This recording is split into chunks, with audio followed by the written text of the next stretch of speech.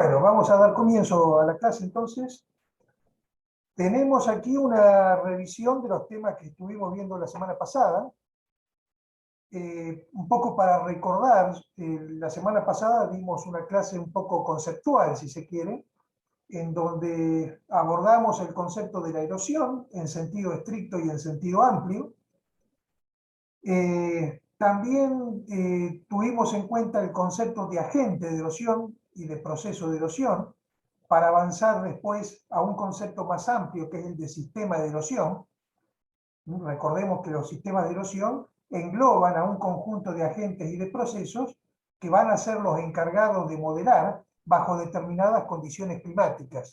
Ese fue el concepto que nosotros dimos de sistema de erosión, y sobre la base de ese concepto buscamos regiones, regionalizaciones, y tomamos la regionalización de Louis Peltier en 9 grandes regiones morfogenéticas. Eso por un lado. Y por otro lado, abordamos también el concepto de meteorización como el proceso de alteración de las rocas in situ. Dividimos a esa meteorización en mecánica y en química. Hicimos bien la división, la separación y la diferenciación entre un tipo de meteorización y otra. La meteorización mecánica tiene como objetivo fragmentar en partes una roca de tamaño más o menos considerable, y la química, en cambio, tiene como finalidad justamente provocar cambios químicos, haciendo de que la roca persistente se haga más susceptible a la erosión.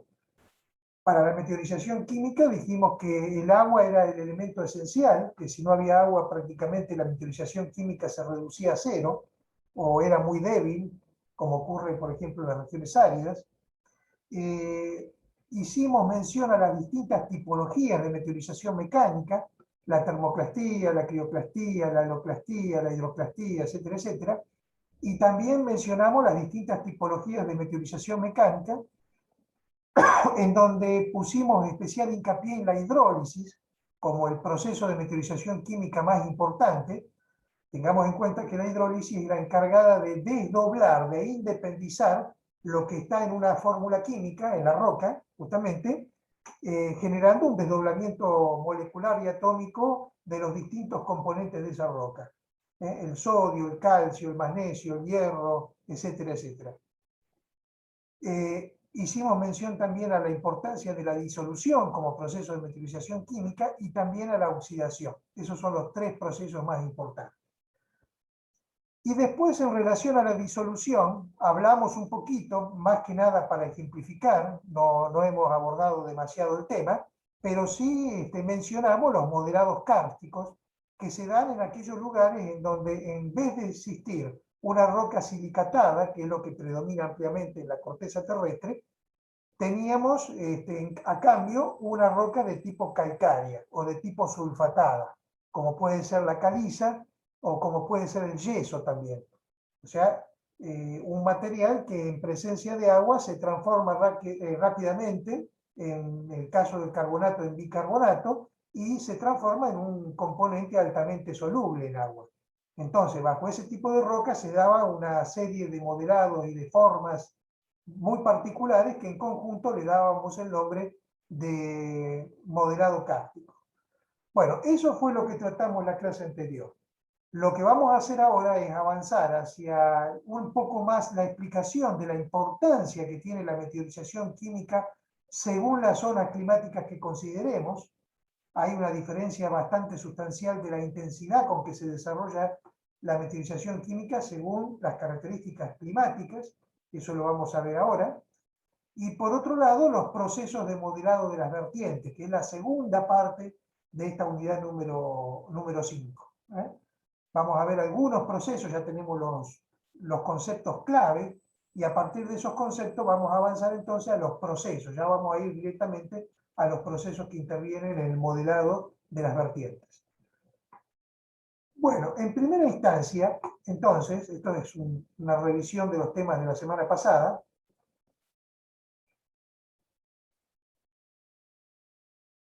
Nosotros tenemos esto.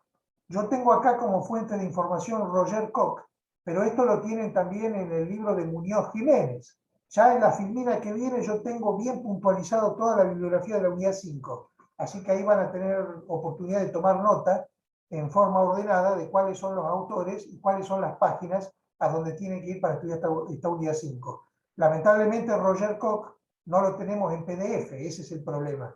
Lo tenemos en la bibliografía en papel, lo tenemos en fotocopia, pero bueno, la situación no está para ir a sacar la fotocopia, está cerrada la fotocopiadora de la facultad, así que no importa. Lo mismo está explicado también en Muñoz Jiménez. Vamos a tomar Muñoz Jiménez, que tranquilamente nos muestra este gráfico, tal cual, igual, y da las explicaciones correspondientes.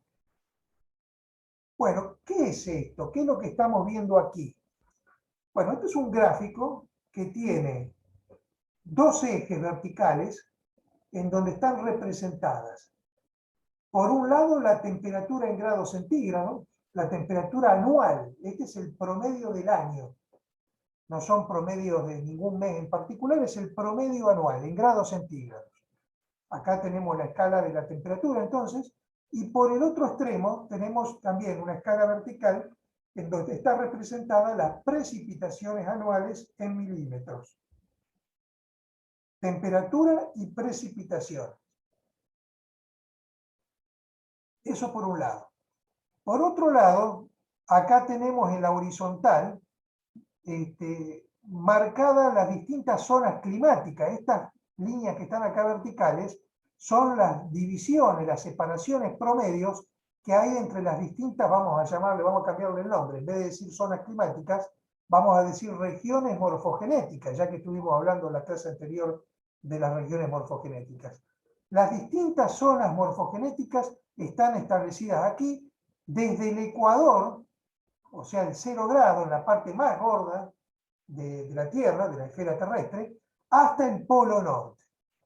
Estos son franceses, así que toman todas las zonas justamente morfogenéticas desde el centro, desde el Ecuador, hacia el Polo Norte. De todas formas, lo mismo se repetiría hacia el Polo Sur. O sea que más o menos las franjas que estamos viendo aquí se repiten, a lo mejor con algunas diferencias, porque en el hemisferio sur hay menos continentalidad y en el hemisferio sur la disposición de los continentes varía un poco en relación a los continentes en el hemisferio norte. Pero de todas formas, más o menos lo que estamos viendo aquí se repetiría con sutiles diferencias hacia el hemisferio sur.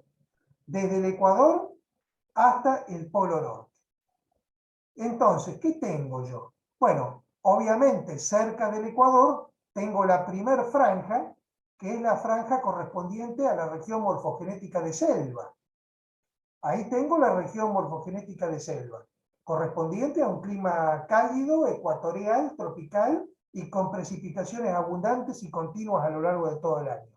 Eso me genera ese tipo de región morfogenética, que después ya vamos a analizar. Me alejo un poquito del Ecuador y ya empiezo a tener una estación seca.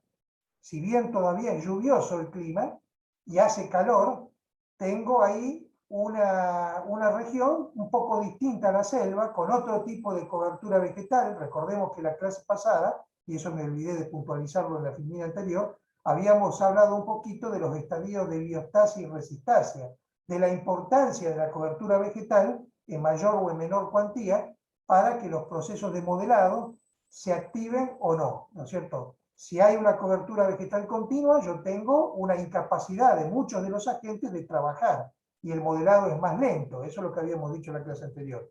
Y los estadios que tienden más a la resistasia, con un suelo discontinuo en cuanto a la ocupación de la vegetación, activa justamente el trabajar de los distintos agentes, del viento, del agua, etcétera, etcétera, que no encuentran ningún tipo de problemas para remover el material que está en el suelo, y entonces la morfogénesis está mucho más activa en esos estadios de resistencia. Entonces, de ahí que justamente muchas de las regiones morfogenéticas tengan el nombre del bioma o tengan el nombre de la región fitogeográfica. En este caso, la selva, una formación vegetal exuberante. En este caso, la sabana, una formación vegetal más de tipo herbácea, más que arbórea, y con hierbas que son anuales y que en la estación desfavorable desaparecen muchas de ellas, razón por la cual también parte del suelo queda medio al desnudo, queda medio justamente al trabajo de los agentes atmosféricos. Bueno, después de la sabana, ya tengo el desierto, los desiertos tropicales. Ahí tenemos todo el conjunto de los desiertos que justamente se concentran por encima de las zonas tropicales, donde se concentran justamente las masas de aire descendente, esas mismas que ascienden en el Ecuador por el calor, se disipan en altura, se enfrían y vuelven a bajar para concentrarse en todo un cinturón llamado cinturón de tipo tropical, vamos a llamarlo así, y en donde se da el desierto del Sahara, la península arábiga, en el otro hemisferio el desierto australiano, por ejemplo, todos están cortados por el trópico los pasa por arriba. Y ahí se producen ciertas anomalías en cuanto a la concentración de masas de aire que impide la entrada de la humedad de los océanos, generándose entonces esos desiertos de tipo tropical. Desiertos cálidos, por otra parte, por ser subtropicales. Así que por eso les menciono precisamente el Sahara, el desierto arábigo, que son realmente desiertos de temperaturas muy altas, ¿no? Bueno, ahí tengo el cinturón de los desiertos. Después ya entro a las latitudes medias, y ahí tengo la región morfogenética templada, creo que Peltier le llama moderada, pero es la misma, es la templada. Un poquito más cerca del polo, ya bastante alejado del Ecuador, tengo la región morfogenética boreal o periglaciar, vamos a llamarle así, zona periglaciar de alternancia hielo de hielo. Y después ya muy cerca del polo, ya tengo todo el cinturón cubierto por glaciares, la zona de hielo, el cinturón polar. Ahí no hay deshielo y el hielo se mantiene, el agua está en estado sólido prácticamente todo el año. O sea que tengo todas las franjas climáticas, todas las franjas morfogenéticas, si quieren llamarlo. Y acá hay dos gráficos, hay dos curvas.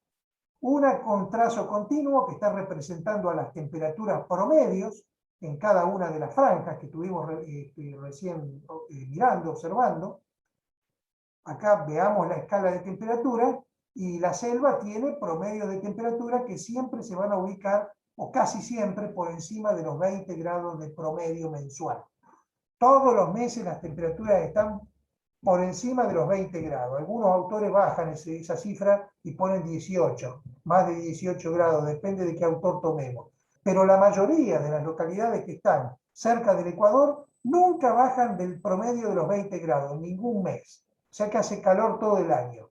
Tengamos en cuenta que esos son los promedios. Si esos son los promedios, habrá temperaturas que superan muy fácilmente los 30, inclusive los 40 grados de temperatura en algunos momentos.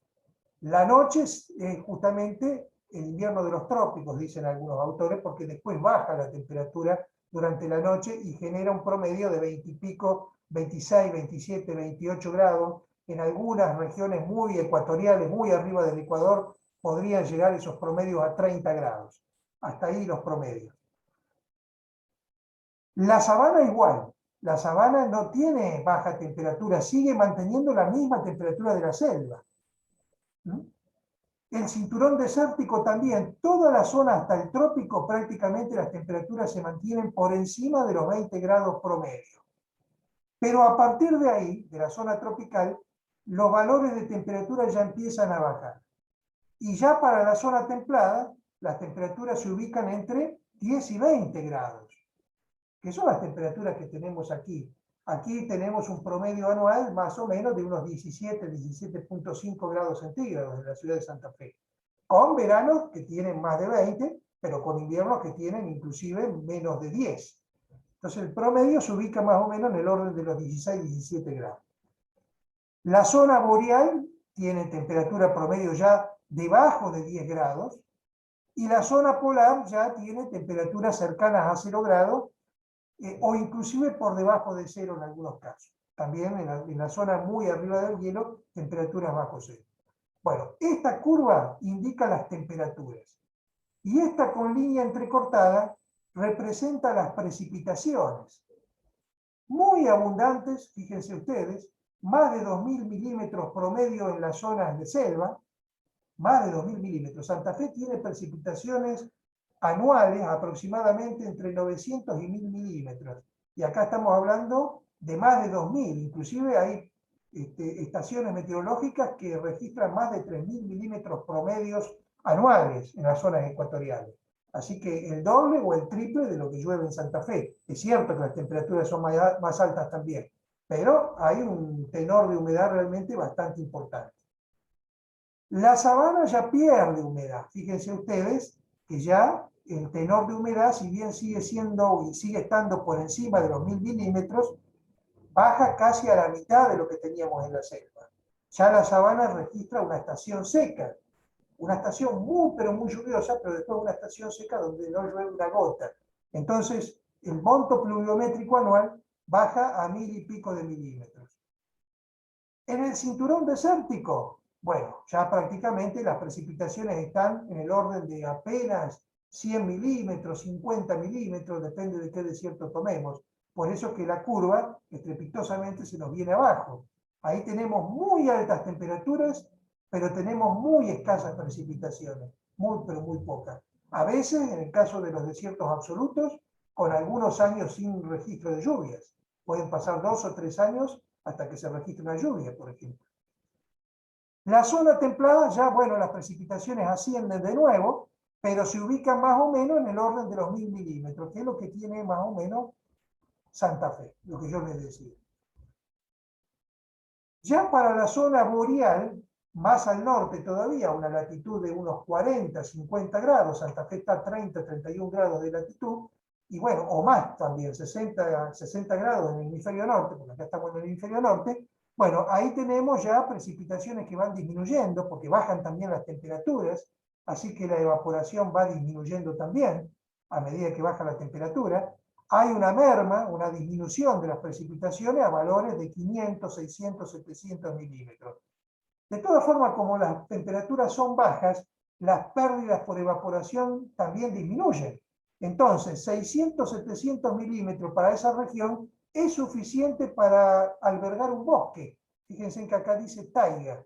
La taiga vendría a ser un bosque boreal un poco venido a menos en la transición hacia la tundra. Más o menos, es un bosque de abetos, una cosa así.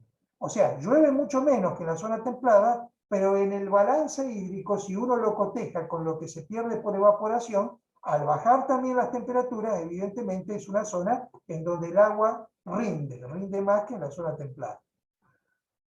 Y en el cinturón polar, las precipitaciones son muy, pero muy bajas. El hielo se mantiene por el propio frío. Estamos cerca del Ecuador y con las temperaturas promedios que en la mayor parte de las zonas realmente cubiertas por casquete de hielo están por debajo de 0 grados. Bueno, esa es la situación climática para cada una de las franjas. Después tengo otra cosita que tengo acá en el gráfico. De aquí del 0, esto sería del 0 milímetro, hacia abajo, porque una cosa es para arriba, y ahora para abajo, ¿qué tengo? Para abajo tengo una serie de tramas. Bueno, esas tramas me están indicando qué tipo de material yo voy a tener abajo, en cada una de las latitudes. Fíjense, esto que está aquí, con una suerte de cruz, esto parece ser una cruz, es la roca granítica. El granito tiene como simbología la cruz, es como una cruz. Eso siempre simboliza a todas las rocas que son del tipo de las rocas cristalinas, por ejemplo, que es lo que predomina, por otra parte, en los continentes, en el sial, si lo vieron con Manuel, el famoso sial, que es la corteza continental, y que es diferente a la corteza oceánica. La corteza continental tiene más bien roca de tipo granítica, silicatos alúminos potásicos, mientras que el fondo oceánico se caracteriza por tener otros silicatos predominantemente, que son los silicatos más oscuros, con mayor tenor de magnesio, de hierro, una roca de tipo máfica, ultramáfica, mientras que los continentes tienen más representadas las rocas de tipo félsica. Les hablo así en estos términos porque ya vieron el tema roca con Manuel, ¿no? ¿Se acuerdan de las rocas félsicas y las rocas máficas, ultramáficas? Bueno, los continentes, por eso que siempre cuando uno quiere dibujar un perfil, en la mayoría de los casos, dibuja la cruz, indicando la presencia de una roca silicatada, que es lo que predomina en la corteza continental. Esto es roca viva, roca sin alterar, sin meteorizar todavía. Y todo esto que está tramado indica la profundidad, el espesor del material que se ha alterado. Cuanto más alteración hay, más profundo es justamente lo que tengo yo de tramado por encima de la roca y por debajo del cero, que está acá. Bueno, entonces, cuanto más profundo, a cuanto mayor profundidad está la cruz, eso indica que hay más alteración en esa franja climática. Bueno, entonces ahora vamos a empezar a ver un poquito cada una de las franjas climáticas, a ver qué es lo que pasa. Si yo centro la atención en la primera franja, la región morfogenética de selva. Bueno, la región morfogenética de selva se caracteriza por temperaturas promedios elevadas, dijimos, más de 20 grados promedio anual, y además los promedios mensuales también suelen superar los 20 grados, y precipitaciones abundantes, en donde fácilmente se superan los 2.000 milímetros anuales de precipitación. Evidentemente que en una región morfogenética donde hay abundante agua, abundantes precipitaciones, y además hay una temperatura promedio alta que se mantiene a lo largo de todo el año, abundantes precipitaciones y altas temperaturas generan en esa región morfogenética, la selva, un proceso de alteración sumamente intenso. Si hay una región donde la meteorización química que necesita del agua para desarrollarse es muy pero muy intensa, esa región es la selva. Fíjense que en ninguna otra zona morfoclimática yo tengo el espesor que veo acá, de material de alteración, todo lo que está tramado. Las otras tienen espesores menores. Esa es la primera conclusión. Entonces, en la selva hay una gran alteración química. Acá se combinan las dos cosas. La abundancia de precipitaciones, la abundancia de agua, pero también las altas temperaturas. Siempre las mayores temperaturas, el calor, intensifica, acelera los procesos químicos y los procesos de descomposición también. Actúa como un catalizador la alta temperatura y hace que los procesos actúen más aceleradamente. Los procesos de hidrólisis en la selva se duplican o triplican en relación a las zonas templadas, por ejemplo. Acá en las zonas templadas tenemos otras temperaturas.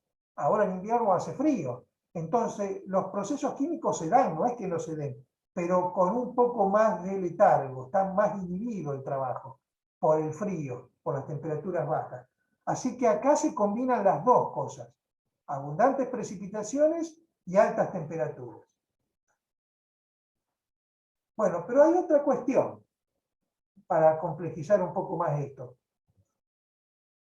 El agua y la alta temperatura generan una gran alteración química. No hay suelo más profundo que el suelo de la selva. Tiene una profundidad enorme realmente, se desarrolla con perfiles de 50 metros a veces o más, producto de esa gran alteración química a la cual estuvo sujeta la roca que está más abajo. Pero también el agua, así como hidroliza y así como justamente va destruyendo a la roca cristalina, también es cierto que cuando la hidrólisis desdobla los componentes, calcio, magnesio, sodio, hierro, etcétera, etcétera, algunos de esos componentes son altamente solubles en agua. Las bases principalmente son altamente solubles en agua. Y la sílice también es altamente soluble en agua.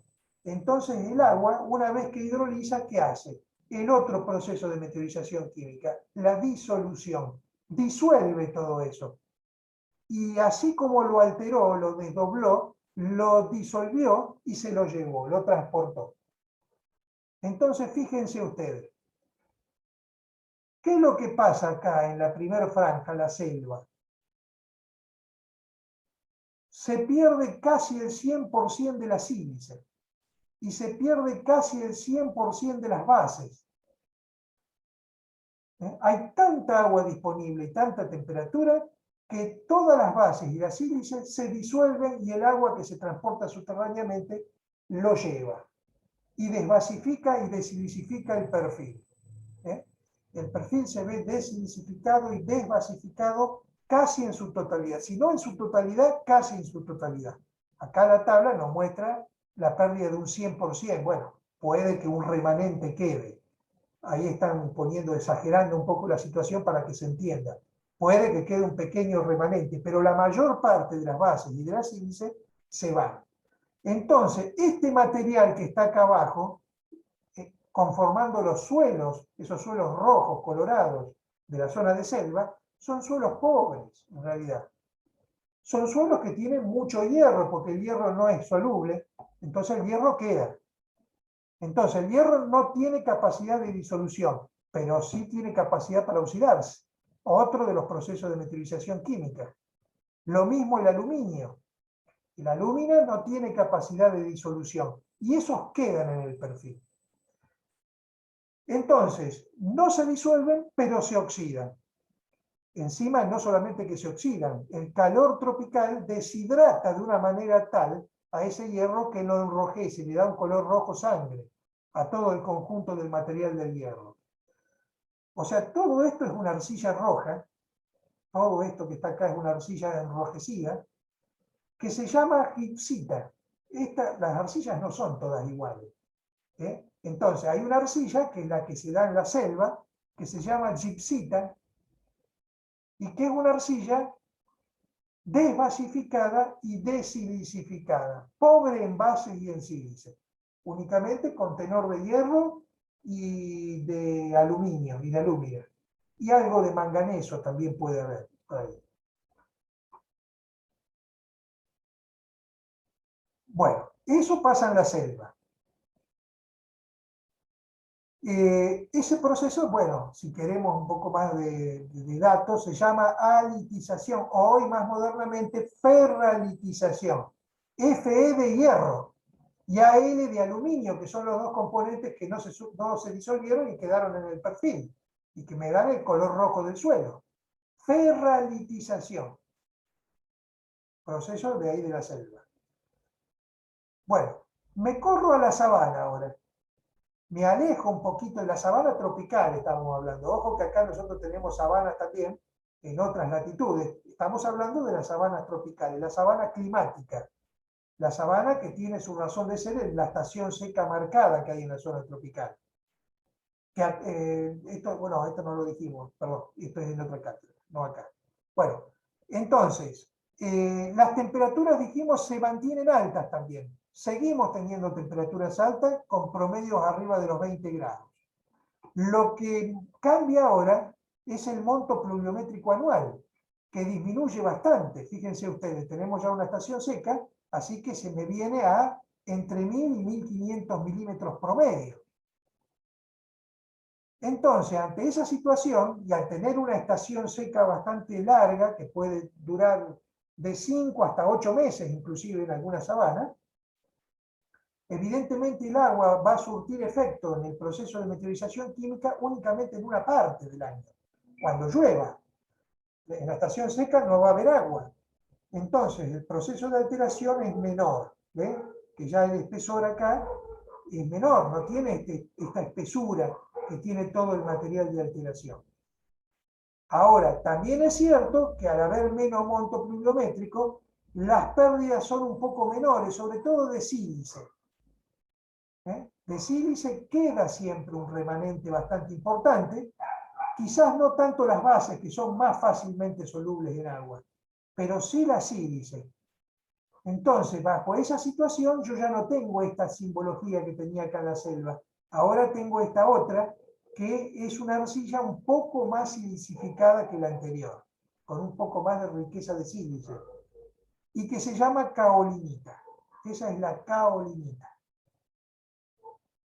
Entonces, la caolinita predomina en las zonas subtropicales, vamos a llamarle así, zonas subtropicales, cercanas ya al trópico,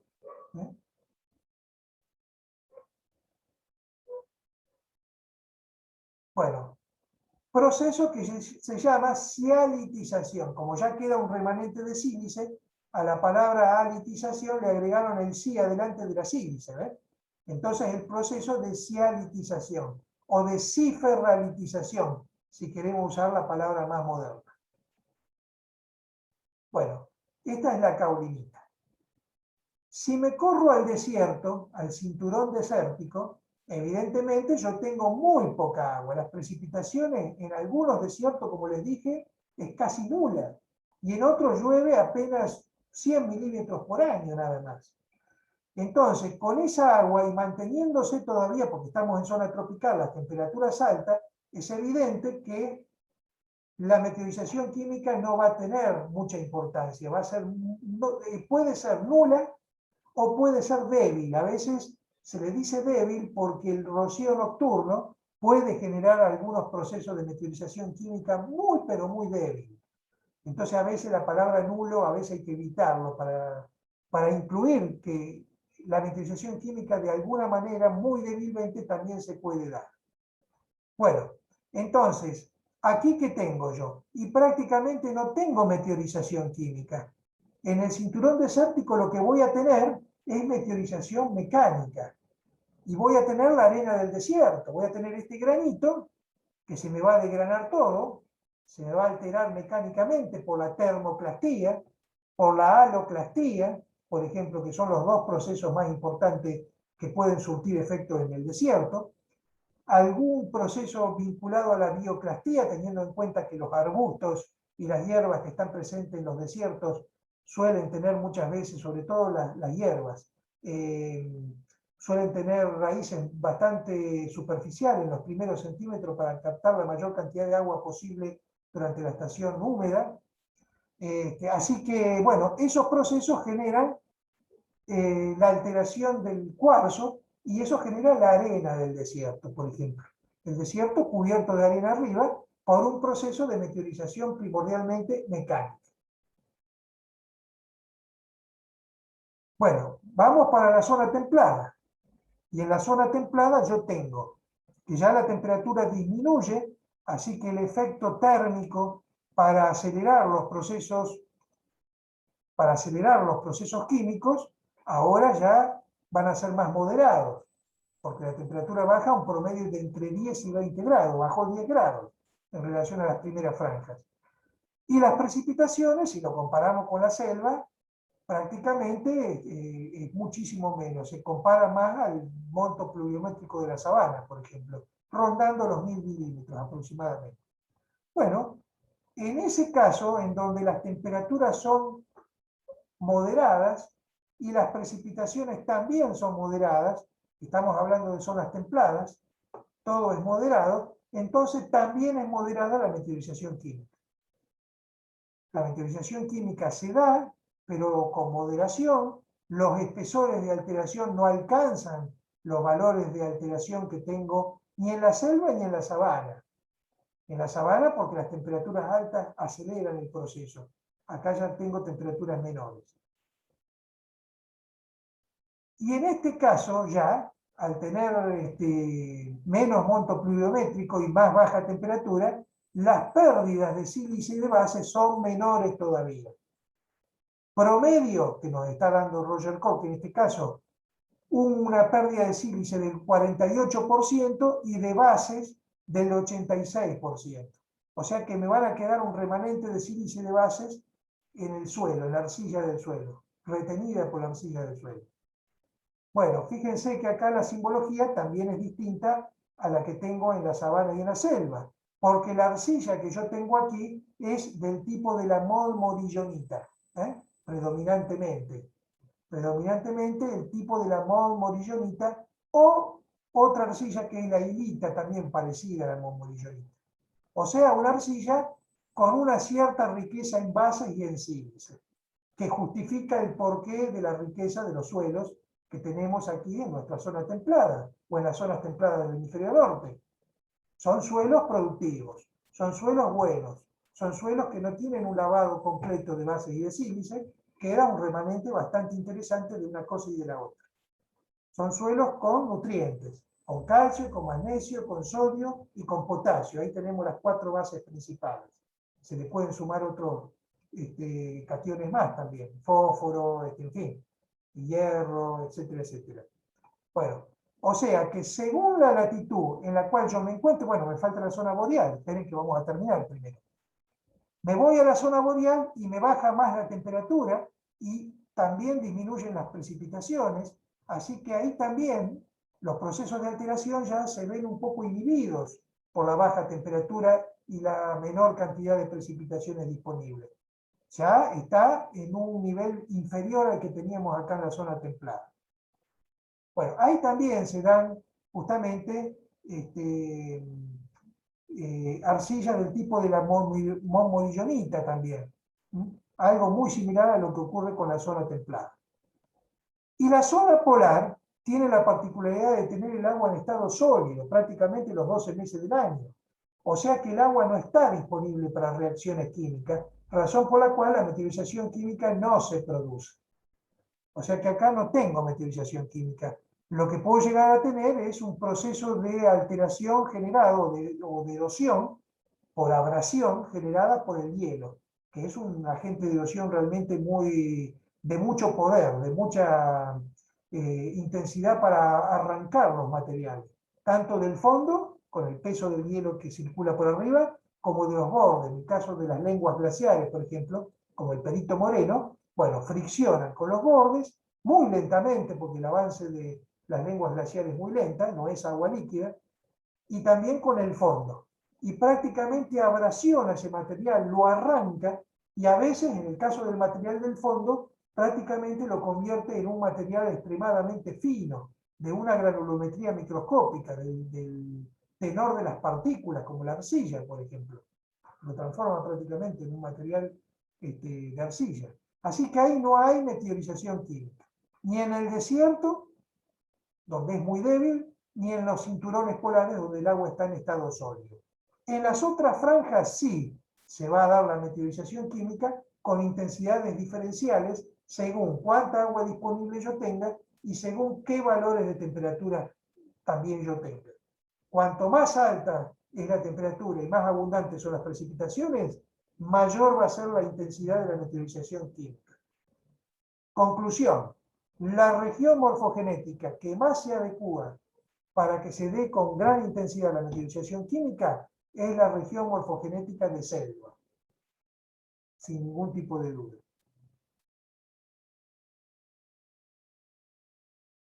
Bueno, ¿se entendió esto que expliqué? ¿Sí? Sí, profe. Sí, profesor. Perfecto. Bueno, miren, yo acá preparé lo siguiente. Esto después se los voy a colgar, porque esto lo puse ahora esta semana, en el Power que está colgado en la web. Esta filmina no está. La bibliografía para la unidad 5. Bueno, en principio tenemos la geomorfología de George Bier, todo está en PDF, por eso, esta es una bibliografía que está en PDF disponible ahí en la web. El libro de George Bier, el libro que se llama Geomorfología, tiene el capítulo 4, que habla de la erosión, generalidades, desde la página 75 a la 87. Ahí tienen todos los conceptos: qué es la erosión, qué es un agente, qué es un proceso, qué es un sistema de erosión, la resistasia y la biostasia como dos estadios contrapuestos. Todo eso está justamente en ese capítulo 4 de George Bier, que sería importante que empiecen por ese capítulo cuando estudian la unidad 5. Lo que no tiene este capítulo 4 es el tema de la meteorización. Entonces, eso lo tomo del libro de Julio Muñoz Jiménez, que está en PDF también, se llama Geomorfología General el libro. El capítulo 7, los procesos externos de preparación del material, así se llama el capítulo 7, y va desde la página 167 a la 184. Ese autor les va a explicar con lujo de detalle los distintos procesos de meteorización, tanto mecánica como química.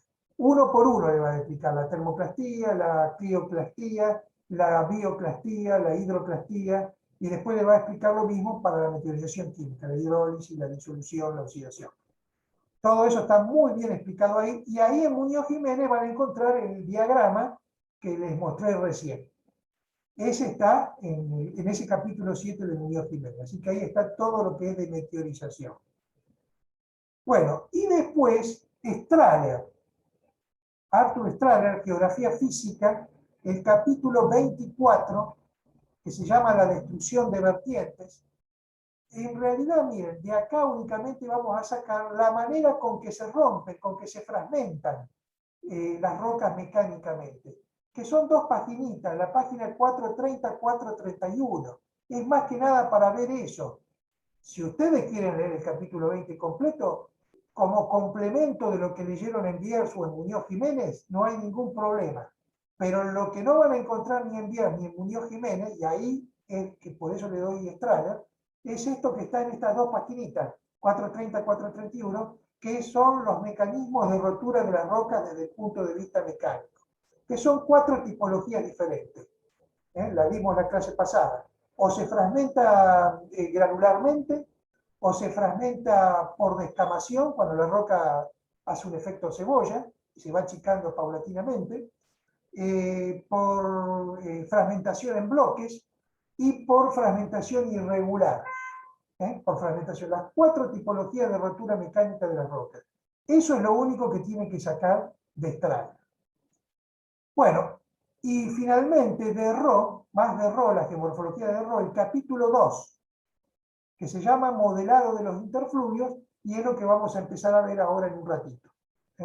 Esa sería la segunda parte de la unidad número 5, sería la parte 1, desde la página 63 a la 74. Eso es lo que corresponde a la bibliografía obligatoria de la unidad número 5. Yo le puse acá como complemento, porque a veces uno está leyendo un libro y le queda alguna duda, entonces, ¿qué hace? Va a otro. Obviamente, les dejo el Tarbuk.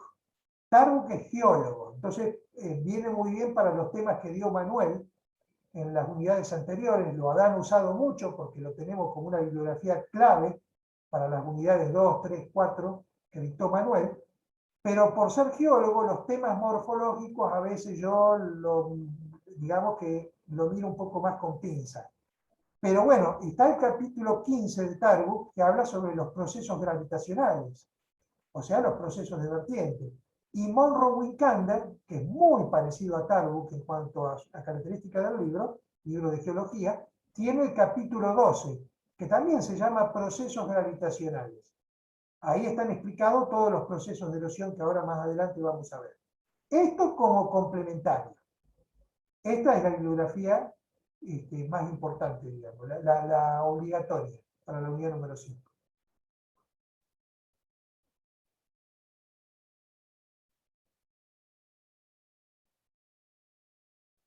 Bueno, estos son otros gráficos. Acá tenemos la influencia del clima sobre los procesos morfológicos también, sacados del libro de Sorbury. No vamos a complejizar la cosa agregando Sorbury, que ya es un libro viejo, pero viene bien observarlo, estos diagramas, que al igual que el anterior, también tiene en cuenta los valores de temperatura media anual en grados centígrados y las precipitaciones medias anual. En este caso los expresa en centímetros. Nosotros estamos más acostumbrados a veces a hablar en milímetros cuando hablamos de precipitaciones. Siempre nos dan los valores en milímetros y no en centímetros. Así que esto hay que agregarle un 0 si queremos pasarlo a milímetros. Precipitaciones y temperaturas. Entonces, este gráfico que está acá es para la meteorización química. Y un poco en consonancia con lo que dijimos recién, fíjense que nos muestra que la meteorización química es fuerte en aquellos lugares donde las temperaturas son más o menos elevadas, y en donde las precipitaciones también son abundantes. Donde converge la abundancia de precipitaciones y las temperaturas positivas por encima de 0 promedio y más o menos elevadas, entonces ahí voy a tener la mayor intensidad de la meteorización química. Va a ser más fuerte la meteorización química. A medida que estos montos pluviométricos van decayendo hacia la derecha del diagrama, entonces, ¿qué pasa con la meteorización química? Pasa de fuerte a moderado, y de moderado, ya con los valores muy bajos de precipitaciones, cualquiera sea la temperatura, la meteorización química se hace débil.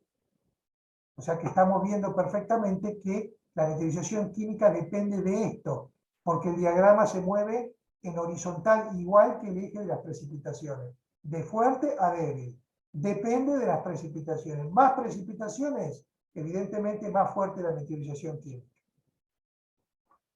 Este otro diagrama, en cambio, se lee en vertical. porque está focalizado para la meteorización mecánica.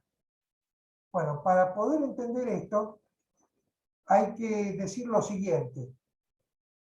De todos los procesos de meteorización mecánica que nosotros estudiamos en la clase anterior, hay un proceso de meteorización mecánica que es el más importante de todos, el que surte más efecto, el que genera mayor rotura, que es la crioclastía, la que se produce por alternancia hielo-deshielo. Esa es la más importante de todas, es la que surte más efecto. Entonces, obviamente que esas condiciones de alternancia hielo-deshielo, ¿a dónde las voy a tener?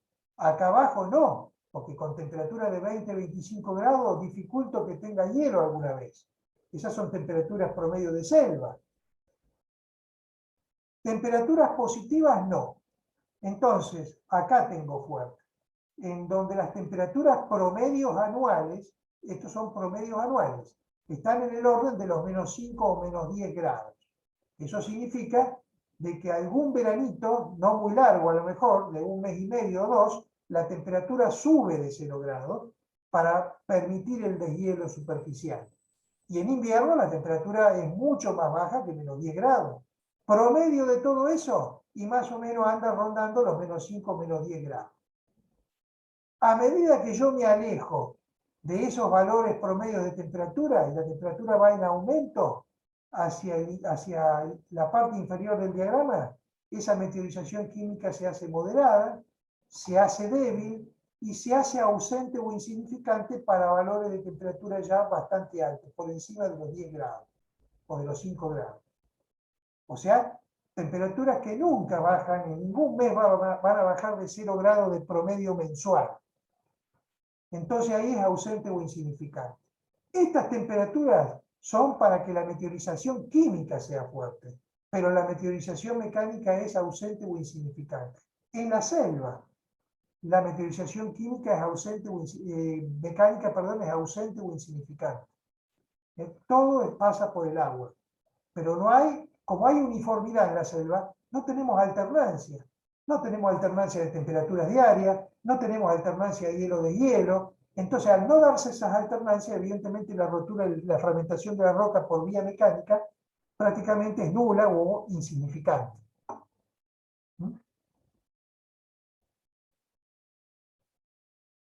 Bueno, acá tenemos otros 3 grafiquitos. Uno que representa el de acá abajo, representa, a ver si se puede... Ahí. Bueno, no sé cómo hacer para... Bueno, ahí lo vamos a dejar. Bueno, este último diagrama de acá abajo representa la erosión eólica, la erosión del viento. Bueno, la erosión del viento, fíjense ustedes, siguiendo con la misma tónica, acá tenemos la temperatura y acá las precipitaciones, van a ser mínimas en este sector del diagrama. Acción eólica mínima, dice ahí abajo. ¿Por qué? Porque tengo montos pluviométricos muy altos y eso me va a generar una cobertura vegetal continua o más o menos continua, razón por la cual la acción eólica se dificulta ante esa situación de biostasia, como lo definimos en la clase anterior. Entonces ahí va a ser mínimo. ¿Dónde va a ser máximo? Va a ser máximo donde yo tenga montos pluviométricos muy bajos y por lo tanto la vegetación se torne o faltante, en el caso de aquellos climas de desiertos absolutos, donde prácticamente pasa el año sin llover, o bien con una cobertura discontinua, que deja gran parte del suelo sin cubrir. Ahí el viento se activa, trabaja, está en contacto directo con justamente el material del suelo y prácticamente cumple la función de la deflación, o sea, de levantar esas partículas, ese polvillo, esos granos de arena, y transportarlo hacia otros lugares, donde lo va a depositar. Entonces ahí es máximo también. En el centro es moderado. Ahí tenemos la acción moderada. La erosión pluvial. Esta es la erosión provocada por la gota de agua de lluvia. No confundir con la erosión fluvial, que es la erosión de los cursos de agua. Erosión pluvial. Entonces, acá dice mínima. Bueno, este mínimo que está acá también tiene que venir acá y tiene que venir acá, en todos los extremos, en la parte de la aureola externa, digamos. Lo que pasa es que acá hay una línea que discontinúa, pero esto se continúa por acá y sigue por acá. O sea que este mínimo viene aquí y viene aquí. Moderado es todo el segundo anillo y el anillo interno es el de máxima erosión pluvial. Bueno, acá, ¿por qué es mínima la erosión pluvial? Si es una zona extremadamente lluviosa. Miren todo lo que llueve. Bueno, sí, es muy lluvioso, pero hay cobertura vegetal. Ahí tenemos justamente el problema de una cobertura vegetal que impide de que los cursos de agua se ahonden en su lecho, digamos, generen su lecho, su canal por donde escurrir. Entonces, prácticamente, en esa zona, cuando el agua cae abundantemente, ¿qué hace? Se genera lo que se llama una arrollada de tipo pelicular, una película de agua de unos milímetros o centímetros de espesor que baja en el conjunto y genera una limpieza de la parte superficial arrastrando el material de superficie. Pero no hace gran cosa, casi que no erosiona. La erosión pluvial realmente es muy poco importante. Eso es erosión fluvial ya, por arrollada mantiforme se le llama, o arrollada pelicular. Pero el golpeteo de la gota de agua en el suelo no se produce porque primero choca con el follaje de los árboles y después cae el agua, ya prácticamente debilitada. En el otro extremo tengo el suelo al desnudo, pero no llueve. Así que si no llueve no tengo erosión pluvial tampoco. Entonces la erosión pluvial coincide con una zona más o menos central del diagrama de precipitaciones moderadas, vamos a llamarle así, en coincidencia con la presencia de estepas.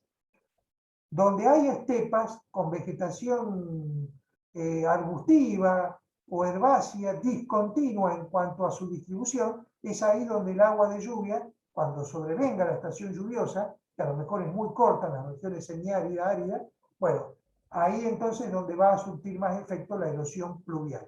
La gota de agua prácticamente pega directamente en el suelo, cumple la función de aflojar, lo que dijimos en la clase anterior, afloja la parte superior del suelo y la escorrentía superficial después, que se genera cuando cae la lluvia, se encarga de limpiar todo ese material aflojado por la erosión pluvial.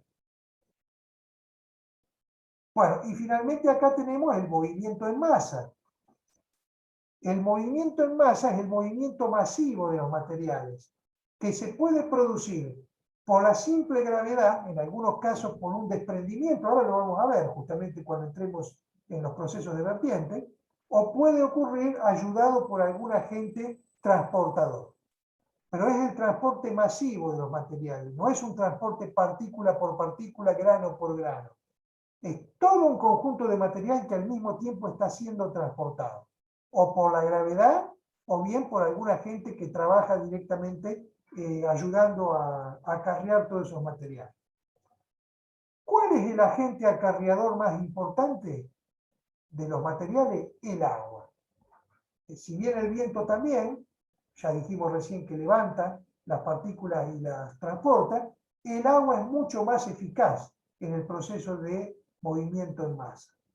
Entonces, para buscar lugares en donde haya movimiento en masa máximo, tenemos que buscar lugares lluviosos, lugares donde haya abundantes precipitaciones. Entonces, ¿dónde tengo abundantes precipitaciones? Aquí. O sea, el movimiento en masa va a ser máximo en la selva, por ejemplo, parte de la sabana y la selva principalmente.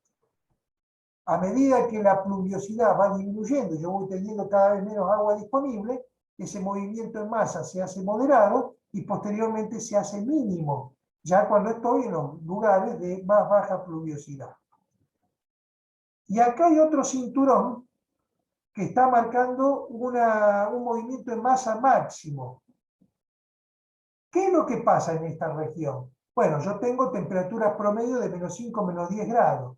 Es la famosa región periglaciar, que nombramos recién, donde la meteorización mecánica es fuerte, por la alternancia de hielo, pero donde estacionalmente el deshielo genera escorrentía superficial, un agua que escurre. Entonces, la alternancia de hielo del hielo altera la roca, la fragmenta en partes. Y el agua de escorrentía, cuando sobreviene las temperaturas más altas, por encima de cero, se encarga de acarrear todos esos materiales que se rompieron durante la estación justamente dotada de hielo, cubierta de hielo. Entonces, ahí también, por existencia de escorrentías superficiales, producto del deshielo, yo voy a tener un movimiento en masa máximo en esas regiones morfogenéticas, las regiones periglaciales.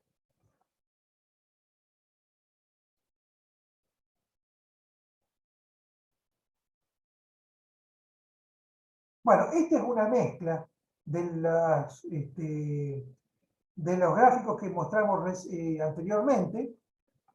En este sector del diagrama tenemos una meteorización química fuerte, con altas precipitaciones y altas temperaturas, meteorización que se va haciendo cada vez menor a medida que los montos pluviométricos promedios anuales van siendo cada vez menores.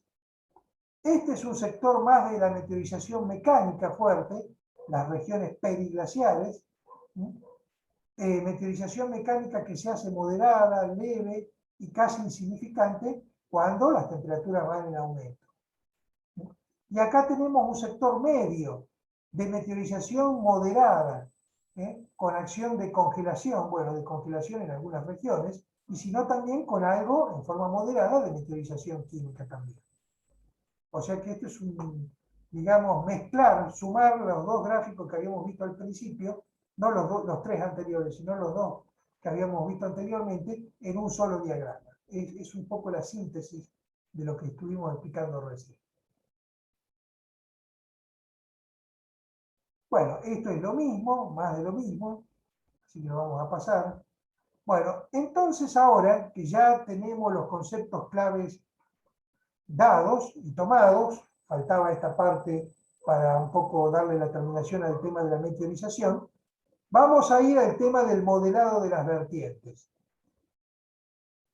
Bueno, en primera instancia vale aclarar qué es una vertiente, porque algunos por ahí se hacen una idea equivocada de lo que es una vertiente, y después de toda una clase donde yo estoy explicando los procesos, me preguntan qué es una vertiente, o no terminan de entender lo que yo explico porque tienen un concepto equivocado de lo que es una vertiente. Vertiente en general se le llama a toda zona que tiene una cierta inclinación, como para que la gravedad trabaje. Todo terreno que tiene un cierto ángulo, un cierto plano inclinado, hace de que la gravedad trabaje, hace que el río escurra, que las arroyadas y el agua de lluvia también escurran. Si yo no tuviera pendiente, todo quedaría prácticamente allí varado, ¿no es cierto?, sin capacidad de movimiento. Entonces, la vertiente es todo plano inclinado, que permite que la gravedad trabaje y que los agentes entonces transporten y trabajen también. Eso es una vertiente. Ahora bien, hay vertientes de características distintas. Hay vertientes que son muy empinadas, casi una barranca, en el caso de una barranca, por ejemplo, a 90 grados, y hay otras vertientes que tienen apenas 2 o 3 grados de ángulo en relación a la horizontal. O sea que las vertientes que tienen mayor empinamiento, mayor ángulo, evidentemente la acción de la gravedad va a estar más a la orden del día. En cambio, una vertiente que tiene apenas 2 o 3 grados con respecto a la horizontal, y evidentemente la gravedad por sí sola no va a surtir efecto. El movimiento de las partículas va a necesitar a algún agente que movilice, si no, el proceso no se va a dar. Bueno, eso es una vertiente. Ahora, esas vertientes no son todas iguales. De Rho hace entonces una clasificación muy interesante, por eso que me interesa que vayan a este libro, entre aquellas vertientes que son rocosas, que están formadas de rocas rígidas, son rocas rígidas, rocas duras, del tipo de las magmáticas o de las metamórficas, por ejemplo. Pueden ser algunas sedimentarias, también hay rocas sedimentarias que son muy duras, hay algunas calizas que tienen un endurecimiento realmente muy importante, pero la mayoría de las rocas que son de tipo rígida, menos susceptibles a ser erosionadas entonces, son las del tipo de las magmáticas y las metamórficas. Bueno, ese es un tipo de vertiente. Y después tengo las otras vertientes, las que acá el autor llama no rocosas, o conformadas por rocas deleznables, no rígidas. Rocas de tipo sedimentaria, principalmente arcilla, limo, arena, ese tipo de material. Bueno, son dos tipos de vertientes distintos y como tal, los procesos que van a tener lugar también son diferentes en un tipo de vertiente y en otro tipo de vertiente.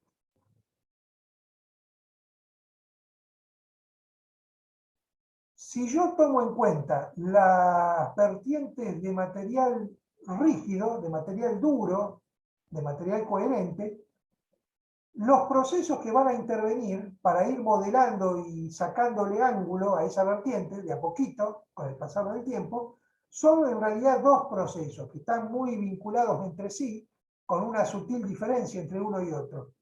El desprendimiento, que está sacado esto del diagrama, lo van a ver en de Roo. Yo los escaneé y los saqué de ahí. O bien en los movimientos de de Rubios, que están graficados en este otro esquema que está aquí. Bueno, ¿en qué consiste el desprendimiento? El desprendimiento consiste en lo siguiente, consiste en un proceso de alteración, de meteorización de tipo mecánica en la parte alta. Tengan en cuenta que todo esto es roca rígida, ¿eh? O sea que con el agua no se mueve, el agua le pasa por arriba y mientras esa roca no se rompa previamente, el agua no va a tener demasiada capacidad para erosionar, ¿eh? Salvo que sea un agua demasiado sucia, con un porcentaje bastante alto de grava o de algún material grosero, con un caudal importante por parte del agua, como del curso de agua, como para poder transportar todos esos materiales, porque hay que transportarla la grava. No es tan fácil, únicamente en una creciente del arroyo, pero no en forma continua. Entonces el agua, mientras esto esté conformado por una roca rígida, demasiado no va a poder hacer si previamente la meteorización no le prepara el terreno. Eso significa no le fragmenta un poco los materiales. Entonces, esto es una zona de montaña, vamos a suponer, en donde en la parte alta, habitualmente, mucho más si esto es una altura considerable, de varios miles de metros, se produce la alternancia hielo-deshielo, la crioclastía. La crioclastía, ¿qué hace con estas rocas? Aprovecha las endijas, las diaclasas que tiene la roca, para introducirse por ahí, se introduce el agua líquida, el agua se congela y empieza a tensionar a las rocas, y así ese mecanismo de tensión-descompresión, cuando sobreviene otra vez el agua líquida, hace de que esta roca se rompa en fragmentos, se fragmente. Una vez que esto se fragmenta, esto se cae por la simple gravedad. Acá no se necesita ningún tipo de... Puede haber algún mecanismo que ayude al transporte, el agua, que dijimos recién, pero por la misma gravedad, esto se cae, se derrumba y se acumula en el ángulo que forma la vertiente propiamente dicha con la horizontal. En ese ángulo se van disponiendo todos estos materiales que están aquí. Material es anguloso, fíjense cómo lo ha dibujado el autor. Es un material anguloso, no tiene redondeados los cantos. Eso significa de que el material se fraccionó en partes y no hubo ningún agente como el agua que actúe redondeando los cantos. Entonces los cantos, al menos al principio, suelen tener más o menos una forma angulosa. El movimiento de Rubio es igual, solo que en vez de ser una caída masiva de rocas, como si fuera una luz de piedras, ¿no es cierto?, un desprendimiento de piedras así masivo, son varios desprendimientos menores. Es un desprendimiento atrás del otro que se van produciendo con un cierto intervalo de tiempo, con un material que también se va a acumular aquí en el talud, en el ángulo que forme la vertiente con la horizontal. Ahí se van a ir acumulando. Como son caídas sucesivas y no una sola caída masiva, los materiales también son angulosos, pero son más pequeños que acá, ¿ves? Suelen ser materiales un poquito más pequeños, pero también angulosos, porque es el producto de una fragmentación mecánica.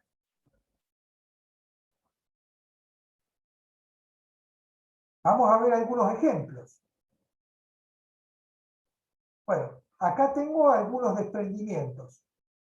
Fíjense en los pedazos de roca, ¿no?, que se caen. Acá tenemos una carretera, bueno, acá están los problemas ambientales precisamente, el problema de carreteras que pasan y se hacen en lugares donde hay desprendimientos. No se ha hecho un estudio geomorfológico que haya previsto esta situación para hacer la ruta de una manera distinta, o bien poner algún tipo de avalancha o de corralito también a veces cuando la vertiente es muy vertical y hay espacio. Si es una zona de montaña a veces no hay espacio, pero si no, el famoso corralito, el famoso cuadrado, para que los materiales caigan ahí adentro y no se disipen después, no se transporten hacia las rutas. Bueno, estos son desprendimientos.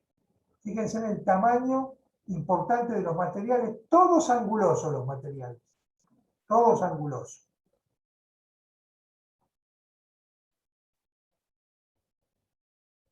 Bueno, ese material cuando se cae, cuando se desprende, se dispone de dos maneras diferentes. Una forma es en cono de derrubio o cono aluvial. Estos son conos, vendría a ser como el delta, justamente esto acá, cuando se producen así en forma de cono, es porque ayudó un agente a movilizar los materiales.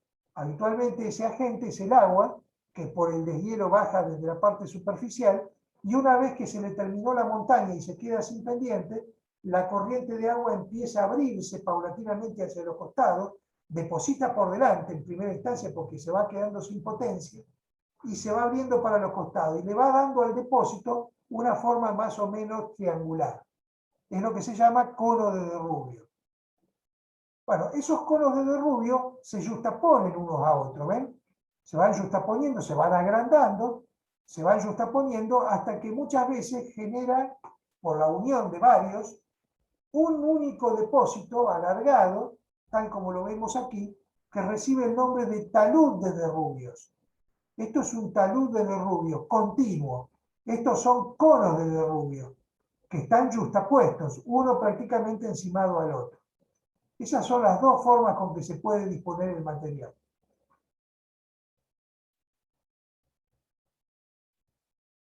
Bueno, acá estamos viendo otra foto. Fíjense los huecos, los ahuecamientos que hay en la parte superior del material, que obviamente se geliva, por crioclastía se rompe ahí arriba, se cae, y prácticamente acá lo que tengo es un talud.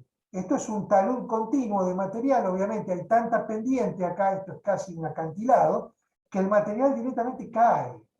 Entonces acá no hay triángulo que valga, cono aluvial que valga, porque no tengo el agua que me genere justamente ese ordenamiento de los materiales. El material directamente se derrumba, cae y queda acá depositado a manera de talud de derrubio, así en forma continua.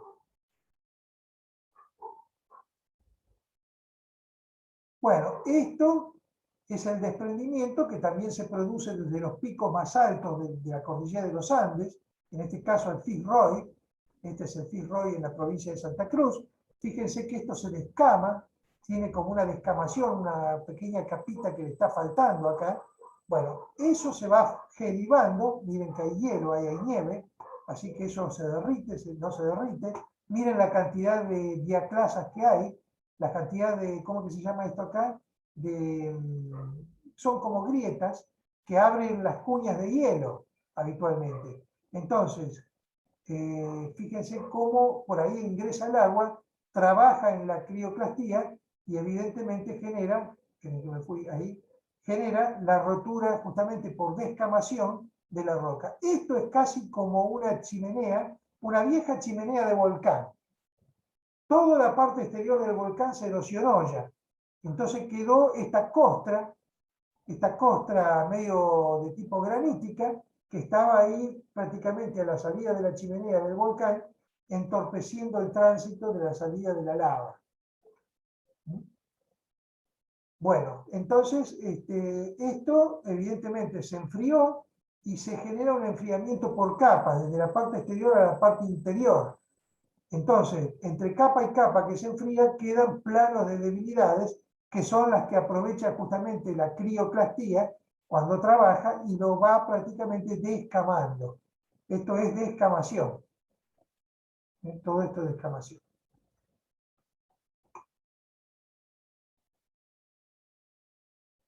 Bueno, esto también, esto es modelado en aguja, solo que acá lo que tenemos son cursos de agua que ayudan, acá arriba tengo una gelivación, una crioplastía, vamos a utilizar el nombre que usamos en la clase pasada, tengo un fenómeno de meteorización mecánica por crioplastía muy grande, los materiales una vez que se gelivan caen por la gravedad y acá el agua de deshielo se encarga de traer todos estos materiales hacia el piedemonte, o sea, la parte baja justamente de todo este encadenamiento que se ve aquí. Esta foto es de España, pero acá tenemos este fenómeno, si vamos a Mendoza y vamos, por ejemplo, a Penitente, tenemos más o menos las mismas características que estamos viendo en estas agujas que se ven aquí, que son de otro paisaje, de otro país.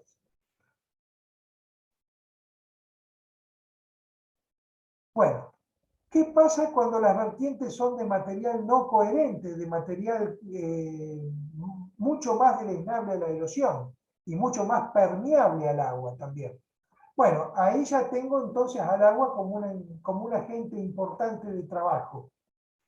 Y ya tengo otros procesos. Dejamos de lado el desprendimiento y la formación o desprendimiento de derrubio y pasamos entonces ahora a hacer jugar el agua. Bueno, el agua, cuando trabaja justamente sobre vertientes principalmente sedimentarias, cuando hablamos de las vertientes rocosas o rígidas, hablamos de rocas principalmente magmáticas y metamórficas. Cuando hablamos de material, de vertientes, de material deleznable a la erosión, de material no coherente, no rocoso, le llaman algunos autores, entonces pasamos a tener un material que es afectado por el agua. ¿De qué manera? Bueno, habitualmente el agua lo que hace es en parte escurrir por la superficie y en parte infiltrar. Eso va a depender de la cantidad de agua que yo tenga y va a depender de la pendiente que yo tenga. Si tengo menos pendiente y dejo que el agua no circule tan rápido, va a haber mayor posibilidad de infiltración. Después va a depender de las características de porosidad que tenga el suelo, que me permita o no la percolación. Porque si yo tengo un suelo netamente arcilloso, pegajoso, prácticamente carente de poros, evidentemente que no voy a tener infiltración y toda el agua, o casi toda, se me va a escurrir por la superficie. Bueno, suponiendo que yo tengo una vertiente más o menos permeable y por debajo de esta capa tengo una impermeable, entonces, ¿qué hace el agua? El agua de escorrentía del deshielo o el agua de lluvia. Parte escurre por la superficie, pero parte infiltra y embebe al material. Lo embebe. Tengan en cuenta que abajo, si hay una capa impermeable, retiene al agua, no deja de que siga infiltrándose. Embebe a toda la parte superior. Entonces, cuando ocurre eso, pasan dos cosas, o pueden pasar dos cosas. Si ese embebimiento del material supera el umbral de plasticidad del material, ese material arcilloso, plástico, se corre, se sale de su lugar. Como se ve acá en la fotografía inferior izquierda, esta que está en blanco y negro, y que la saqué, si mal no recuerdo, de Strahler, me parece que la saqué. Bueno, ¿ven este corrimiento hacia adelante? Eso se llaman lupias. Son como lenguas que bajan, que se salen de su lugar y generan un pequeño corrimiento a razón de 1 centímetro cuando llovió y embebió, a razón de 1 centímetro cada vez que hay un evento meteorológico de lluvia. Bueno, eso se llama solifluxión. Eso se llama solifluxión. Es el proceso que ocurre cuando el material de la vertiente se embebe en agua a tal punto de que el agua hizo sobrepasar el umbral de plasticidad de los materiales. Y los materiales, comportándose ahora como plástico, se salen de su lugar de origen y se deslizan un par de centímetros, 2 centímetros, 3 centímetros, no más que eso. Es lo que está expresado aquí.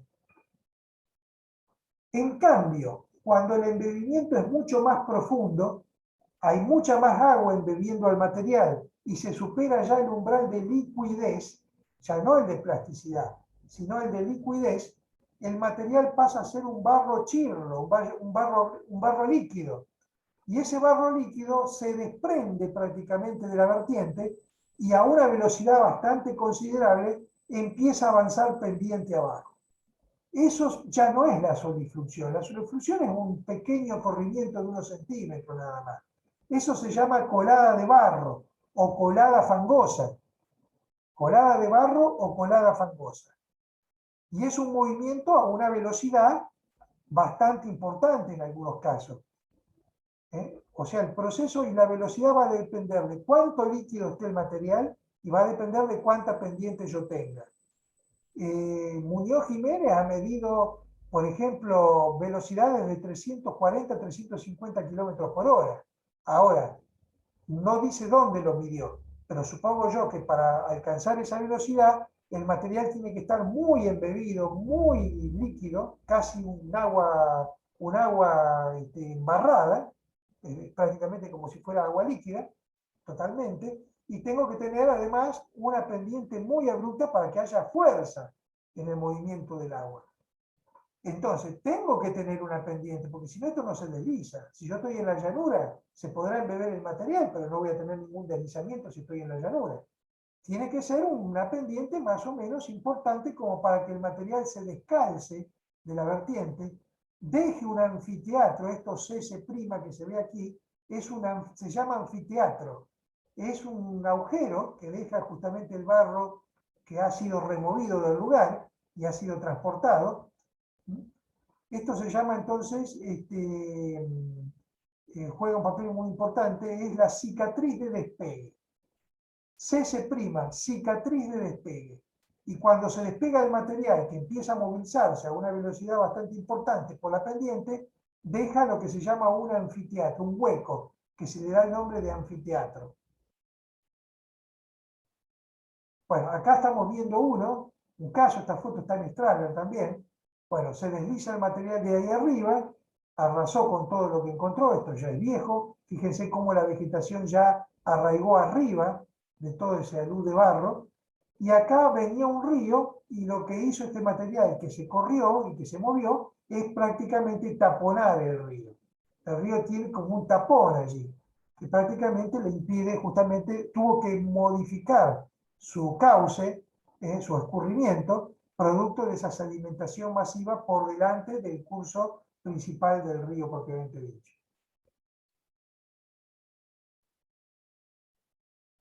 Bueno, acá tenemos también, estos son movimientos prácticamente de desprendimiento, fíjense ustedes, estos son los pequeños esquemas que van a encontrar por ahí en la web o en algunos libros que tienen que ver con las lupias de solifluxión. Estos son los corrimientos de solifluxión unos centímetros hacia adelante.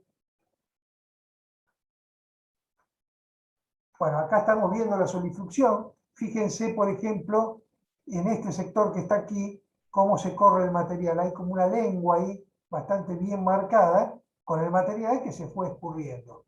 Acá también la pendiente viene desde aquí hacia allá. Entonces, ¿qué es lo que pasa? Acá hubo como un proceso de lavado general del material que se fue corriendo y se generaron ahí las lupias. Esa rugosidad que se ve ahí son las lupias de solifluxión. Acá también ven que hay como una irregularidad. Bueno, esa irregularidad es el corrimiento pequeño de muy poca distancia generado por la arcilla, el limo y todos los materiales que están dispuestos allí. Bueno, esto es un cono aluvial a la salida de un torrente con la existencia también de la solifluxión. Ahí estamos viendo las lupias de solifluxión, como están festoneadas ahí, desde el ápice del cono aluvial hasta la base del cono aluvial.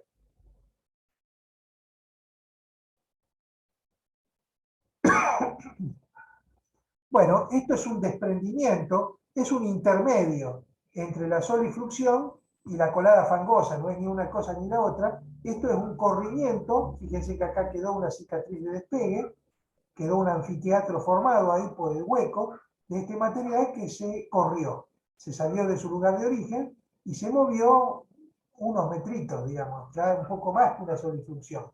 Pero tampoco llegó hasta, aparentemente no ha sido demasiado peligroso, a pesar de que acá hay una pendiente bastante importante, ¿no? Bueno, otros procesos, acá se ve la solifluxión, ahí se ven las lupias, esas chorreaduras por el corrimiento de la arcilla y del material de la vertiente. Esa es la solifluxión. Esto es una caída. Fíjense que esto es una caída del material. Hay como un desprendimiento. Hay tanta pendiente, todo esto tiene tanta pendiente, y es un material sedimentario depositado por debajo de este macizo que está aquí, más rígido. Ahí se depositan los materiales una vez que se meteoriza el material del macizo. Y bueno, ese material tiene tanta pendiente que el material se deslizó para abajo. Previa ruptura. Primero tiene que haber una rotura, esta rotura que está aquí, y después el material que pierde sustento se hunde, se cae.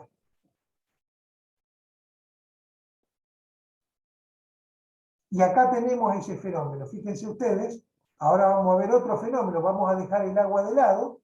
El agua, dijimos, deja y genera la solifluxión y la colada fangosa.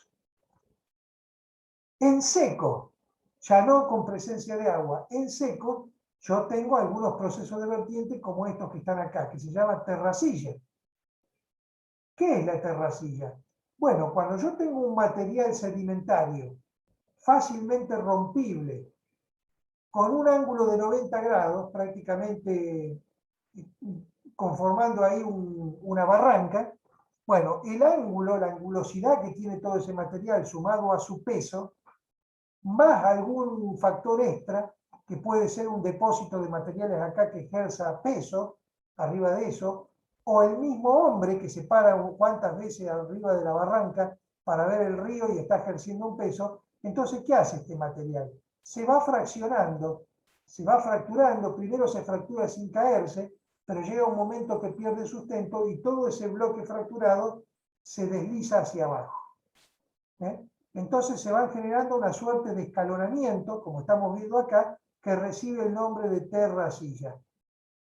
Ese escalonamiento, producto de la caída de los materiales, una vez que esto acá no hay agua, esto se raja por el simple peso de este material o por el ejercicio de algún peso acá arriba. Ese peso puede ser varias personas que se paren arriba, puede ser un material de transporte que se deposita ahí arriba y que ejerza peso, termina rompiendo esto y esto se cae, se demorona. Típico proceso de, digamos, retroceso de las barrancas en los ríos. Ustedes vieron que los ríos van generando un retroceso de la barranca porque en el río ocurre otra cosa además.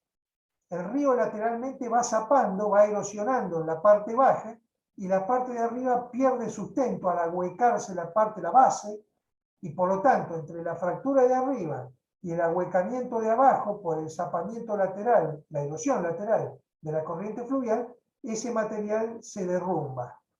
Se derrumba como estamos viendo aquí. Bueno, esas son las terracillas. No confundir con las pisadas de vaca. Así se llama, pisada de vaca, que también es una forma escalonada, igual que en el caso de las terracillas, son formas escalonadas. Pero la pisada de vaca es por compactación, acá no hay una fractura y una caída del material. Lo que hay es una compactación generada por el pisoteo de los animales, que pueden ser vacas, pueden ser cabras, pueden ser chivos, pueden ser guanacos, pueden ser llamas, pueden ser vicuña, cualquier tipo de animal que pulule por una vertiente empinada, pastando por allí, va a abrir un sendero. Y todos los animales van a ir por el sendero. Entonces, en ese sendero se va a generar una compactación a tal punto de que se va generando una forma más o menos escalonada, en donde la saliente, donde no pisa el animal, habitualmente suele tener vegetación, está más o menos vegetada, y ahí donde el animal asiduamente circula, no solamente que la vegetación no crece por ese pisoteo, sino también que va a haber un proceso de compactación que lo va a hacer hundir con el pasar del tiempo al terreno. Entonces se dan estos escalonamientos que reciben el nombre de pisadas de vaca.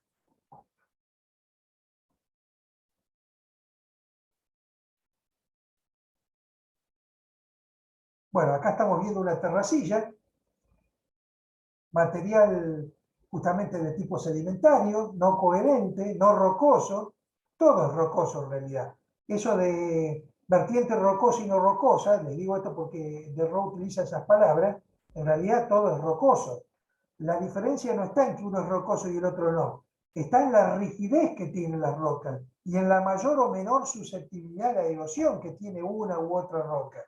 Entonces, estas son rocas sedimentarias, y las sedimentarias suelen ser más susceptibles a ser erosionadas, a ser fragmentadas, y acá lo estamos viendo. Están fragmentadas y cada una de las partes se ha ido hundiendo, separándose del resto del terreno, digamos, ¿no?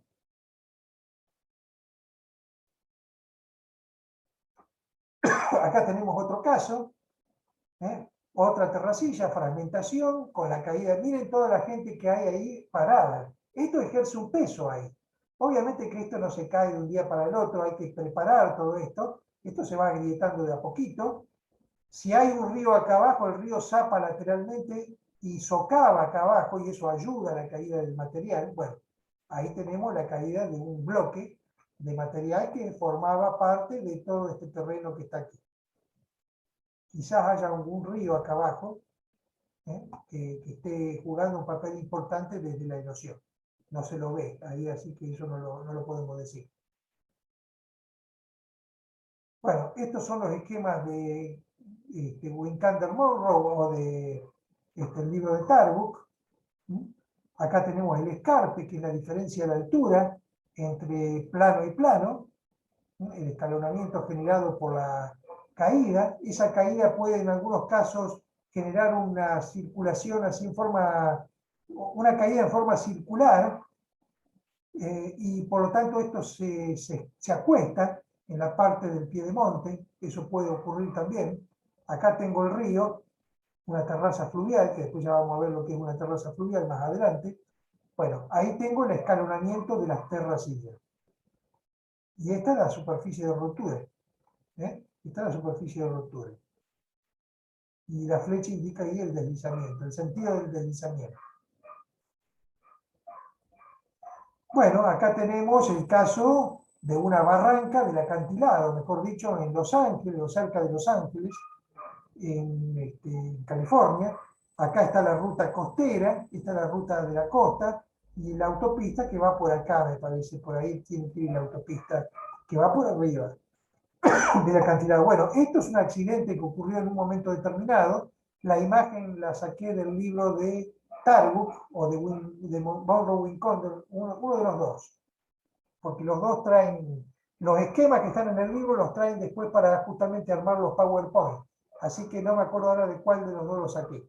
Me parece que lo saqué del Tarbuck, pero no estoy del todo seguro. Entonces muestra este accidente, la caída masiva de los materiales que están prácticamente caídos aquí, con el agravante de que la ruta costera prácticamente quedó sepultada bajo justamente estos escombros. Esto se mueve masivamente, es prácticamente un movimiento en masa, y es un movimiento por la simple gravedad. O sea que acá no se necesita ningún agente que acompañe, que puede acompañar, pero por la simple gravedad, una vez que esto se fracciona, se cae.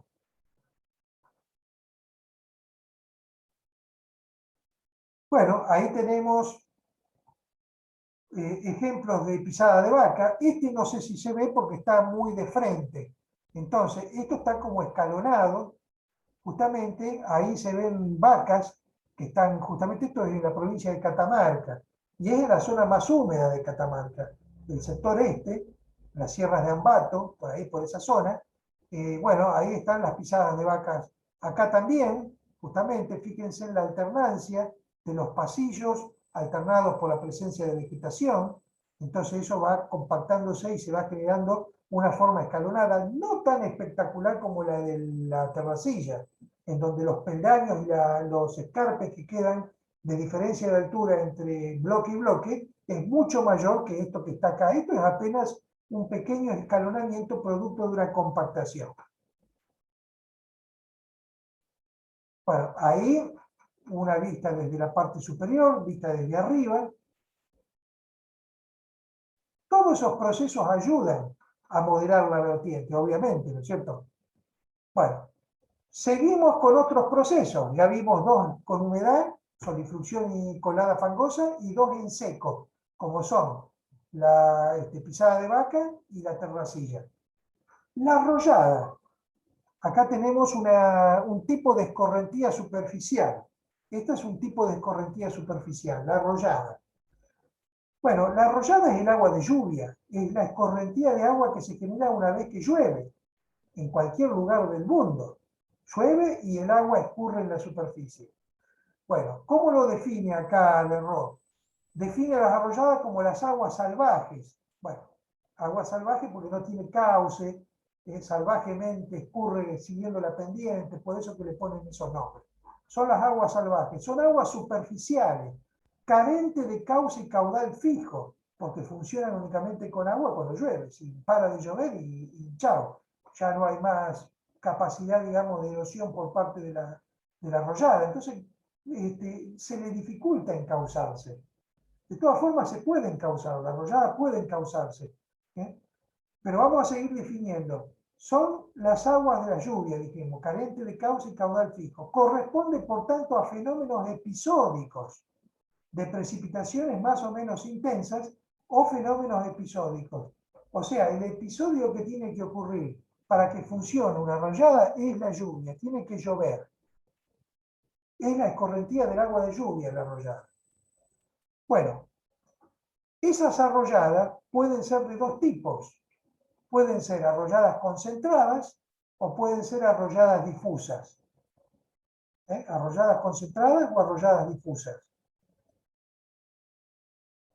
Esto tiene mucho que ver con los estadios de biostasia y de resistasia que vimos en la clase anterior. Si yo tengo un medio muy biostásico, muy cubierto de vegetación, muy boscoso, muy selvático, y el agua tiende justamente a tomar un diseño de tipo difuso, porque la vegetación molesta para concentrar el caudal. Entonces, ¿qué hace la vegetación tupida? Va abriendo el agua de lluvia que cae en tantísima cantidad de hilos de agua y prácticamente la arrollada no puede encauzarse, no tiene fuerza suficiente para hacerlo. En cambio, en resistasia, cuando no hay vegetación, el paquete de lluvia ocasional que pueda generarse de tanto en tanto, ¿qué hace? Se concentra en un suelo desnudo y prácticamente el caudal, sin ningún tipo de algo que se le interponga por delante, prácticamente asume un diseño de tipo concentrado. Todo el caudal se concentra por el mismo lugar. Y cuando el caudal se concentra por el mismo lugar, la capacidad de erosión aumenta. Tengo más caudal y tengo, por lo tanto, mayor potencia.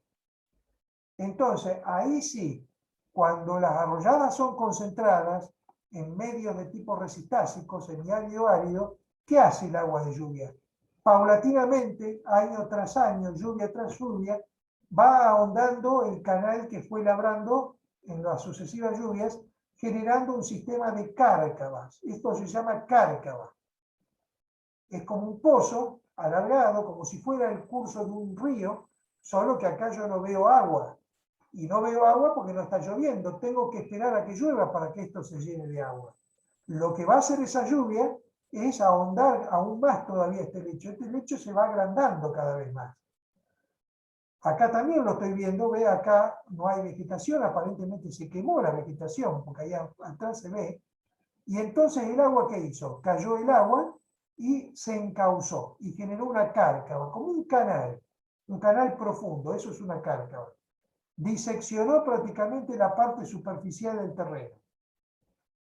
Acá también estamos viendo el trabajo del agua en un medio de tipo semiárido. Acá también lo estamos viendo, fíjense cómo disecta donde hay mucha pendiente, el agua baja con mucha fuerza y va generando todo un conjunto de pequeños canales que bajan desde la parte alta hacia la parte baja y genera un diseño muy paralelo de los cursos fluviales, ¿no? Bueno, eso se llama cárcava y tiene que ver con las arrolladas concentradas. Cuando hay una vegetación tupida, el agua no puede concentrarse y las arrolladas asumen un diseño difuso, con muy poca capacidad de justamente encauzarse. Prácticamente no hace daño esa arrollada. Podrá dejar una huella ocasional, pero después para de llover. Y cuando para de llover, la arrollada deja de trabajar. Entonces, para volver a trabajar hay que esperar a que vuelva a llover. vaya a saber cuándo. Entonces nunca la arrollada tiene el tiempo suficiente bajo la biostasia para ahondar en su lecho y generar una cárcava o un canal. En cambio, en resistasia, con escasez de vegetación, sí. Es ahí donde más dañina es la arrollada. ¿Ven? Ahí estamos viendo. Bueno, fíjense, esto que es en Estados Unidos, no es acá, es un establecimiento agropecuario. Vendría a ser una llanura como la nuestra, lo podríamos asemejar a lo que podría pasar en nuestra región.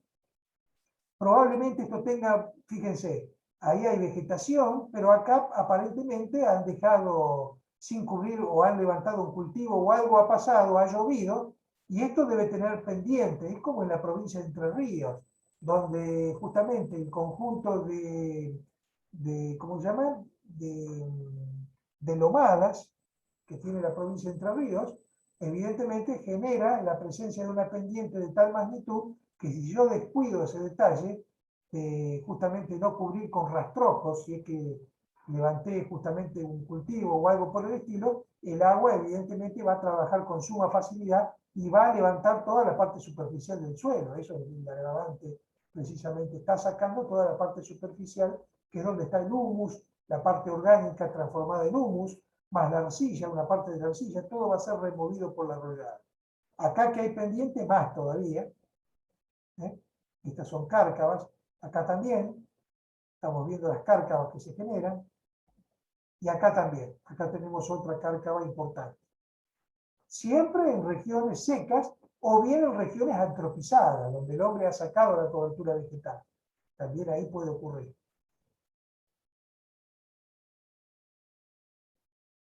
Bueno, acá estamos viendo, dice arrollada concentrada. Bueno, esta es arrollada difusa. A ver, estos son arrolladas de tipo, no se alcanza a ver bien ahí en la foto. Estas son arrolladas concentradas en realidad. Y acá hay concentración, primero porque no hay vegetación y segundo porque hay una pendiente fabulosa que hace y le genera a la corriente fluvial, a la arrollada, una potencia bastante importante como para erosionar.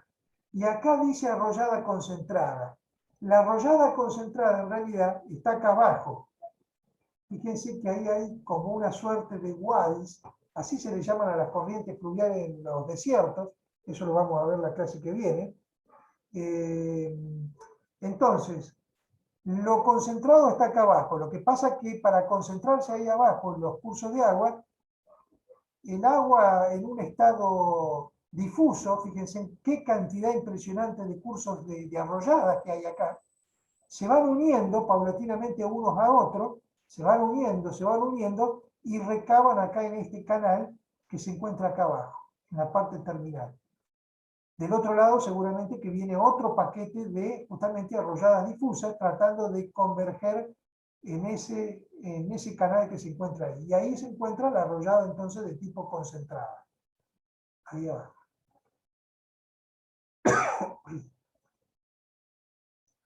Bueno, y acá tenemos otro proceso importante, que es el creeping o la reptación. Este es un proceso muy, pero muy lento, extremadamente lento, pero muy importante en las vertientes, que hay que considerarlo a pesar de su lentitud. Bueno, el creeping es el desplazamiento y redistribución de las partículas por acción de la gravedad o impulsada a veces por un agente externo. Es un movimiento no en masa, como todos los anteriores que estuvimos viendo, donde un agente o la propia gravedad hace movilizar un conjunto de materiales. El creeping o la reptación es un movimiento individualizado de las partículas y de los granos del material del suelo. Tiene que ver con la acción de la gravedad. En el suelo, por ejemplo, los materiales se reacomodan muchas veces. No están siempre en el mismo lugar. Tengan en cuenta que hay infiltración del agua, el agua lava, cambia la fisonomía del suelo, el sol produce una expansión a lo mejor, o una evaporación del agua y una compresión y encogimiento de la arcilla, después de haberse hinchado cuando capturó agua durante el periodo de lluvia. Entonces, todos esos cambios que hacen que las partículas se vayan reubicando, se vayan recontramovilizando. Eso en el interior. Y en la parte superficial, a veces por el pisoteo de los animales, a veces por las raíces de las plantas, por ejemplo. Acá estamos viendo los animales que en el pisoteo movilizan una parte de los sedimentos, ahí donde pisaron, lo corren, a lo mejor 1 milímetro, 2 milímetros, por eso que es muy lento el proceso. Y un proceso muy, pero muy conocido de cripinorreptación es el pickrake, así se llama, pickrake, se escribe, acá está, pickrake. Es un típico proceso de regiones periglaciales o de regiones con inviernos rigurosos. Cuando hablamos de invierno riguroso nos estamos refiriendo principalmente a un invierno con precipitaciones nivales, con temperaturas bajo cero, como las que tienen en Europa o en Estados Unidos también, en el este de los Estados Unidos. No es el invierno nuestro, que nosotros tenemos un invierno benigno en última instancia. Bueno, son los inviernos de caída de nieve. Entonces, ¿qué es lo que pasa? El agua del suelo se congela en invierno. Esa agua que infiltró en el suelo abajo se congela. Cuando se congela, el agua se dispone, cristaliza y se dispone en bastones verticales. Ustedes saben que el agua cuando se congela aumenta su volumen. Entonces, aumenta su volumen, se dispone en forma de bandas, así en forma más o menos verticales, y se sobresalen del nivel del suelo. O sea, todo ese paquete de hielo, uno al lado del otro, como si fueran agujas, se salen del nivel del suelo, unos milímetros, medio centímetro, y levantan las partículas del suelo. Todas las partículas del suelo se ven levantadas por ese hielo. En definitiva, dicen algunos autores, hay que imaginarse todos esos bastoncillos de hielo saliéndose de la superficie y arriba sucio de tierra. Es como si uno le hubiese tirado una carretillada de tierra arriba al hielo. Nadie le tiró nada. El hielo o el bastoncillo de hielo, cuando se salió de la superficie, levantó todas las partículas y los granos que encontró en el suelo, y es por eso que se encuentra sucio arriba del hielo. A ver si lo podemos ver acá en la próxima imagen. No, todavía no. Bueno, ya vamos a volver con esta. Esperen un poquitito, que debo tener acá imágenes. ¿O no tengo imágenes? No, no tengo imágenes. Bueno, creí que tenía imágenes. Bueno, ese es el cripinorreptación. Ese es el cripinorreptación. Fenómeno que se da clásico en exclusividad en las regiones periglaciares o regiones templadas húmedas del hemisferio norte, no acá en el hemisferio sur. Bueno, los efectos del cripinorreptación. Es un fenómeno tan pero tan lento que uno no lo puede ver al fenómeno. Uno puede ver cómo se cae una barranca, uno puede observar un desprendimiento, uno puede ver de un día para el otro la solifluxión, cómo se corrió el barro, se salió de su lugar cuando se embebió. Eso uno lo puede ver, pero no puede ver el creeping como fenómeno. Lo que sí puede ver uno son los efectos que deja el creeping o la reptación. Entonces, miren, uno de los efectos principales, lo pueden observar en el campo, es justamente esto. Cuando uno pone un alambrado, y esto pasó en la ciudad universitaria, cuando originalmente se abrió la ciudad universitaria, pusieron el alambrado así nomás, no le pusieron ninguna base de cemento abajo, en un suelo arenoso encima, con un refulado de arena. La arena se mueve más todavía, porque no tiene capacidad de cohesión, como sí lo tiene la arcilla. Entonces, ¿qué pasa? Uno lo pone derechito a todo esto acá, originalmente. Pero vayan al año siguiente a ver cómo están los postes. Un poste chingado para allá, el otro para acá, el otro para allá. Y eso es porque el suelo trabaja. Las partículas se mueven abajo. Entonces el poste también se ve justamente movido por ese movimiento, valga la redundancia, de las partículas. Lo mismo los postes de luz. Lo mismo los postes de luz. Bueno, esos son fenómenos. Las lápidas de los cementerios, miren, otra de las cuestiones que también no se le escapa nada acá a Tarbuk. Las lápidas de los cementerios, que uno la pone derechita al comienzo, no recaba que va a ocurrir algo, pero si el cementerio está en una zona dependiente, el movimiento de las partículas y su reubicación debajo del suelo es bastante importante. Entonces eso provoca justamente la inclinación de las lápidas del cementerio. Bueno, Esto no sé qué quise poner yo acá con esto acá, honestamente. No sé para qué lo puse esto acá, así que... O no, lo que quise mostrar yo es esto. Esto estaba dentro de la fotografía. Eso es lo que pasa. Esto estaba dentro de la fotografía para mostrar esto. Las vetas, los estratos sedimentarios, que es lo que está mostrando acá. Y ahí adelante, esto que está acá, es esta pirca que le han hecho ahí para evitar el deslizamiento. Porque también acá, si esto se embebe en una zona lluviosa, con pendiente, esto se desliza.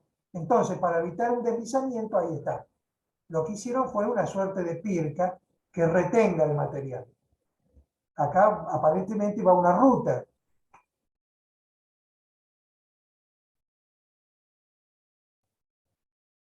Bueno, el anterior aparentemente, este es el de Wincander Monroe. Y este es otro, el que muestra Tarbue, que son parecidos los dos libros, parece que se copian unos con otros. Porque hasta los capítulos se titulan igual, tienen el mismo número. El contenido es muy parecido, parece como si se hubiesen puesto de acuerdo para escribir el libro. Realmente me llama mucho la atención. Bueno, los árboles torcidos, otra de las cuestiones que también ocurren con los árboles se tuercen, pero como los árboles después buscan la verticalidad, se inclinan. El árbol se tuerce originalmente, el fuste del árbol, y después intenta retomar la vertical y se inclinan. Tienen una suerte de inclinación. Acá lo habíamos visto, acá está, ¿ven? Acá. Se inclinó, pero después buscó la vertical y tienen estas curvas que están aquí, el fuste del árbol. Bueno, para evitar entonces el desprendimiento de los materiales, el enrejado esta rejilla que recubre, evita de que todo ese material que está abajo, evidentemente, genere daño a la ruta. Ahí tomaron cartas en el asunto. Ahí tomaron cartas en el asunto. A ver qué tenemos acá. Acá tenemos los árboles inclinados. El árbol se inclina y busca justamente la vertical. Miren la pendiente que hay acá también. Entonces, bueno, la inclinación ha sido bastante importante y el árbol se ha enderezado prácticamente. Acá también, ¿ven? Acá hay una pendiente bastante importante, zona de montaña. Esto es en Europa seguramente, por el tipo de vegetación. Bueno, los corralitos, acá están los corralitos, hechos con un material resistente, para que la grava o el material rocoso que va cayendo y desprendiéndose de acá arriba, caiga ahí adentro, caiga ahí adentro y impida justamente cualquier daño que pueda ocasionar a los vehículos que pasan por acá por la ruta. Bueno, la pared, la pirca, como le llamo yo, que se le hace a veces para retener justamente el material de caída, siempre y cuando haya ahí una ruta o algo importante a atender. Bueno, y una última cuestión, ya un poco para qué hora es, los 10 pasadas. Bueno, todos estos procesos que estamos estudiando, sea de las vertientes no coherentes como de las vertientes coherentes, rocosas y no rocosas, si quieren llamarle para mayor facilidad, apuntan a algo, o sea que la vertiente se va rebajando con todos estos procesos. Va perdiendo pendiente, se va haciendo más baja. Bueno, toda vertiente con estos procesos lo que tiende a hacer es justamente a encontrar un equilibrio, lo que se llama un perfil de equilibrio. Hay un perfil de vertiente que es el ideal, que es aquella vertiente, que es el perfil de equilibrio de una vertiente. Es la vertiente que tiene las características tales de manera que ni la erosión ni el depósito de los materiales se va a dar. A lo sumo el transporte. Cuanto mucho el transporte del material que le pueda venir de más arriba, pero no va a tener ni erosión ni depósito de los materiales. Es un perfil, una vertiente lisa, no tiene ningún tipo de arrollada, ni cárcava, ni abarrancamiento, ni ningún tipo justamente de acanaladura que rompa con justamente la monotonía de toda la vertiente. Es una vertiente lisa, entonces, cubierta por un material de tipo sedimentario, ya bastante desmenuzado por el proceso de alteración. La roca quedó acá abajo, la roca sana o la roca rígida. Pero toda esa roca rígida se vio envuelta y recubierta por un material sedimentario que es todo esto lo que está punteado, ¿eh? Todo ese material recubrió. Entonces, ese material sedimentario tiene además, esa vertiente, un ángulo determinado, que anda rondando los 25 grados. Ahí lo van a ver ustedes en... La vertiente de equilibrio tiene más o menos, es lisa, no tiene ningún tipo de abarrancamiento. Está formada por material sedimentario y tiene un ángulo aproximado de unos 25 grados. Con 25 grados de ángulo y material sedimentario en superficie, a lo sumo ocurre el transporte de los materiales, pero ahí no se va a transportar nada, no se va a acumular nada, ni tampoco va a ocurrir la erosión. Y la forma, y vamos ahora a la forma que tiene el perfil de equilibrio, un perfil de equilibrio suele tener una parte convexa en la parte superior, una parte cóncava, que es la parte de acumulación de los materiales, en la parte inferior, y en el medio un sector rectilíneo. Ese sector rectilíneo une la convexidad superior con la concavidad inferior, que a veces, le dice de Rock, la convexidad y la concavidad puede estar unidas por un punto de inflexión simplemente, sin necesidad que haya un sector rectilíneo. Lo cierto es que toda la vertiente de equilibrio es lisa y sin abarrancamiento, y con un ángulo de 25 grados. Eso no cambia.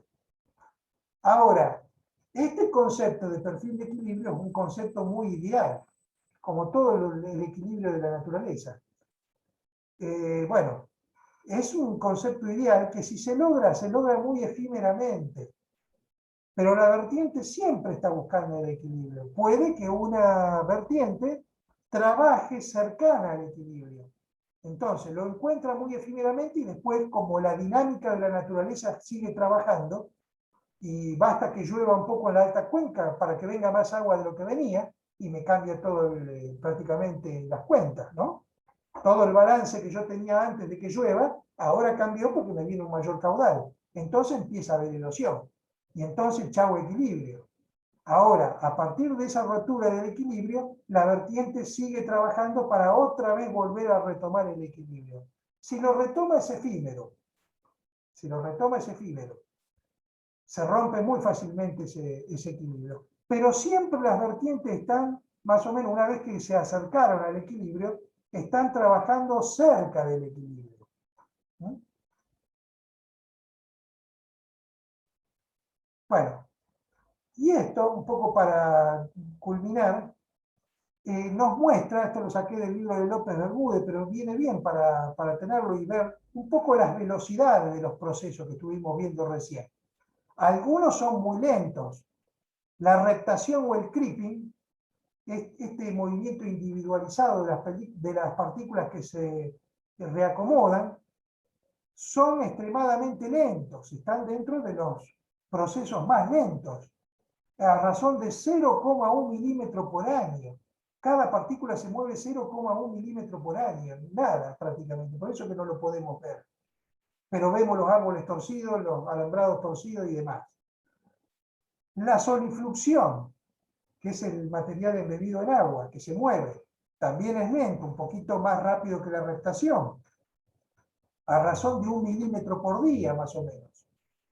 O sea que se sale de su lugar 1 milímetro por día. Yo tengo que esperar 10 días para tener 1 centímetro de corrimiento. Muy lento el proceso. Bueno, del otro extremo tengo las avalanchas, las coladas de barro, una vez que se embebe y todo el material embebido asume un barro líquido, así se sobrepasa el umbral de liquidez, ese material se desliza a velocidades desde 1 metro por segundo, 1 metro por segundo, y fíjense hasta cuánto, extremadamente rápido. En el caso de los aludes de barro, que se llevan puestos ciudades, lo que venga, 360 kilómetros por hora. Se ve que hay algún caso en donde se han medido esas velocidades. 360 kilómetros por hora, una cosa extraordinaria realmente. Muy, pero muy líquido el barro, por un lado, y mucha pendiente para que se mueva a esa velocidad. Bueno, las corrientes fluviales. Las corrientes fluviales, los ríos, por ejemplo, se mueven más o menos rápido, con una cierta, se observa el movimiento, tiene observación. Ya el agua de escorrentía subsuperficial o subterránea se mueve más lentamente porque tiene fricción con los materiales por donde va escurriendo, así que se mueve a menos velocidad que la escorrentía superficial. Bueno, los deslizamientos son un poquito más rápidos que la solifluxión, pero menos rápido que la colada de barro. Bueno, ahí tenemos un poco una idea de cómo son las velocidades de los procesos, desde los que se producen a razón de 0,1 milímetro por año hasta los que superan varios cientos de kilómetros por hora en el caso de las avalanchas de barro. Bueno, esto ya después lo vamos a ver la clase que viene, porque estas son fotos nada más. Entonces, a manera de repaso, ya para cerrar esto, vemos esto y ya encaramos, vamos a empezar entonces de a poquito con el tema de la morfología fluvial, la parte vinculada justamente a la geomorfología de los cursos fluviales, principalmente de los ríos. Vamos a tomar la parte fluvial de los ríos. Bueno, a ver, voy a salir un poquito de acá. Ahí está. Bueno, ¿alguna pregunta que quieran hacer? ¿Se entendió? Sí, profe, bastante ordenado, se entiende muchísimo mejor. Bueno, me alegro. Bueno, entonces, tienen ahí la bibliografía, a dónde tienen que ir a estudiar la unidad número 5, después le haré lo mismo para la unidad número 6, para que no queden dudas de a dónde tienen que ir. Y bueno, la clase que viene ya retomamos esto para darle una visión rápida de repaso y empezamos con la parte de morfología fluvial, que es lo que tenemos que ver ya como comienzo de la unidad número 6, en las dos próximas clases. Bueno, entonces ya estamos en las 6 de la tarde, así que vamos a dar por terminada la clase de hoy y nos vemos el viernes de la semana que viene, entonces. Bueno, profe, nos vemos. Bueno, nos vemos, hasta luego.